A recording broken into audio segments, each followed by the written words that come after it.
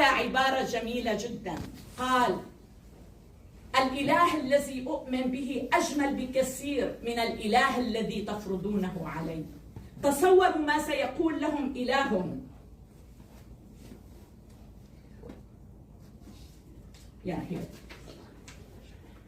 Allah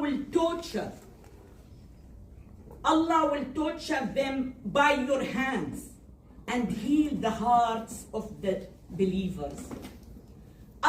إن الله يعذبهم بأيديكم ويشفي صدور قوم مؤمنين.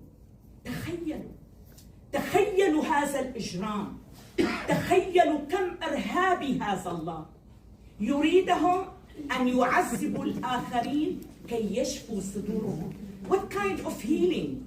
What kind of treatment? Unbelievable. Brutality. Unbelievable. It is beyond الوحشية. من الخطأ بمكان أن نصفهم بالوحوش، لأن الوحوش لا يمكن أن تصل إلى الوحوش لا تقتل بعضها. أما تيجي تعذب إنسان كي تشعر بالارتياح، ما هذا الدين، ما هذا الإله. لذلك إذا كنتم تؤمنون بإله عودوا إلى إلهكم الأصلي. الأخ رشيد والأخ سمير رووا لي قصص عن الثقافة الأمازيغية، إنه المرأة الأمازيغية بتمر بجانب الشجرة وتلمس الشجرة كي تتبارك بها. هل هناك أجمل من أن تكون الشجرة إله؟ هل هناك أجمل من هذا الإله؟ شجرة الزيتون. أي شجرة تلمس to be blessed، تلمس الشجر. هذا هو الدين الذي يجب أن نرجع إليه.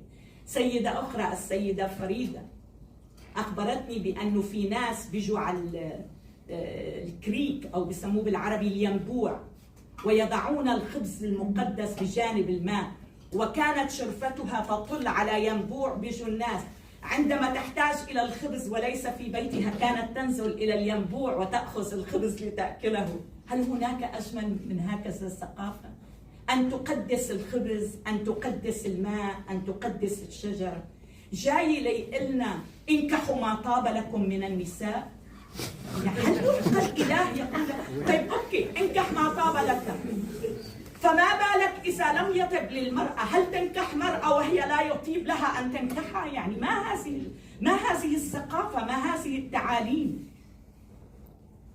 قاتلوا الذين لا يؤمنون بالله. هكذا تنشر دينك بالقتال؟ عليكم أن تتخيلوا المجازر التي